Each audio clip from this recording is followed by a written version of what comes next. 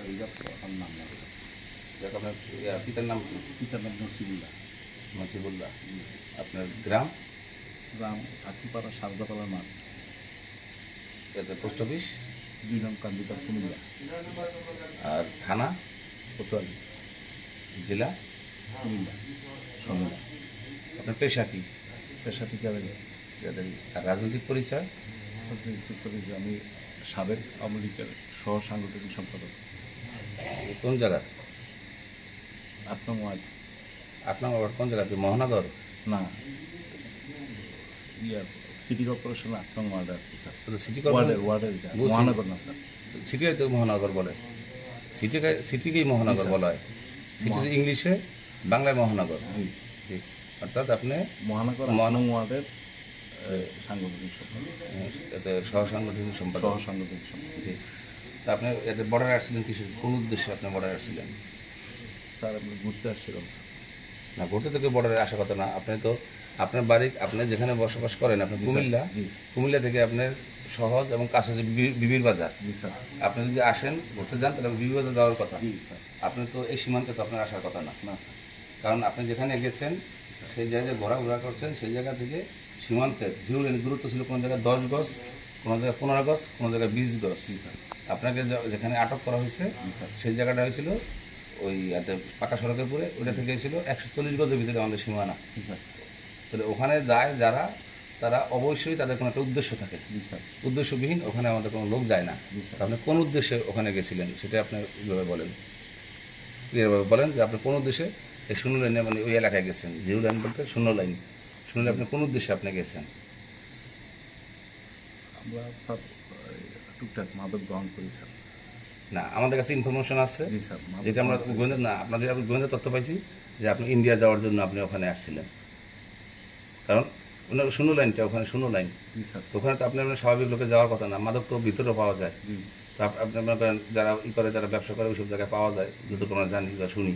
কিন্তু আপনি তো এই 0 লাইনে তো আপনার আসার কথা না। না না, এটা ভুল না তো, এটা ভুলকে আসে নাকি কেউ? আপনি এখানে একদম সচেতন ব্যক্তি, আপনার বাংলাদেশের নাগরিক, ঠিক আছে, কিন্তু আপনি এই বর্তমান এই প্রেক্ষাপটে আপনার তো ওই 0 লাইনে তো আপনার আসার কথা না, যেহেতু আপনি একটা রাজনৈতিক, যে কোনো রাজনৈতিক সংগঠনের সাথে জড়িত। এবার আপনি আমাদের কাছে বলেন যে আপনি কোন ইন্ডিয়া যাওয়ার জন্য আসছিলেন বা কিসের জন্য আপনি 0 লাইনে আসছিলেন? আমার কিন্তু আরেকটা পরিচয় আছে স্যার। আমি ভিক্টোরিয়া কলেজের 88-89 বাংলাদেশ ছাত্র এই সম্পাদক পদে স্যার আমি ইয়ে করছি এবং প্যানেলে পাশ করছিলাম স্যার। জি, তো এখন না, সেই সময় ছাত্র শিবিরে ছিলেন, পরবর্তীকালে আপনি আওয়ামী লীগ আসছেন, ঠিক আছে। সেটা আপনাদের রাজনৈতিক নিয়ম যেটা বা রাজনৈতিক যে প্রেক্ষাপট, সেই প্রেক্ষাপট আপনারা রাজনৈতিক দল পরিবর্তন করেন আপনাদেরই। কিন্তু আপনি যেখানে আসছেন 0 লাইন, যে জায়গাটা আপনি আসছেন, ওখানে তো একজন সাধারণ লোক সাধারণত আসা যাওয়া করে না। ওখানে যে কোনো উদ্দেশ্যে আসে, হয় ভারতের অনুপ্রবেশের জন্য আসে বা তার কোনো অন্য কোনো উদ্দেশ্য থাকে। কিন্তু আমাদের কাছে যে আপনার ব্যাপারে তথ্য আছে যে আপনি ভারতে পাচার হওয়ার জন্য, মানে যাওয়ার জন্য আপনি ওই পর্যন্ত আপনি 0 লাইনের ওই এলাকায় আপনি অবস্থান করছেন, নিশ্চিন্তপুর গ্রামে গেছেন। তারপরে আপনার নজরদারিতে রাখা হয়েছে। রাখার পরে যখন আপনাকে আমরা আমাদের ওই রোডে যখন আপনাকে আমরা পাইছি, তখন আমরা জিজ্ঞাসাবাদের জন্য ওখানে আপনাদের আমরা আটক করছি। মানে আটক, জিজ্ঞাসাবাদ আপনার থামানো মানে আটক করার জন্য। আমাদের কাছে এই নিউজটা আপনার ব্যাপারে আছে। জি, এখন আপনি একদম আমাদের কাছে সঠিক কোনো স্বীকার করেন যে আপনি কোন উদ্দেশ্যে 0 লাইনে আসছিলেন আপনি।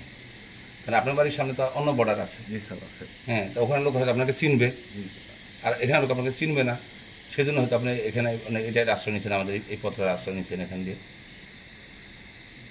আসলে স্যার আমার ওই ধরনের কোনো উদ্দেশ্য ছিল না স্যার, যাওয়ার জন্য কোনো উদ্দেশ্য ছিল না স্যার।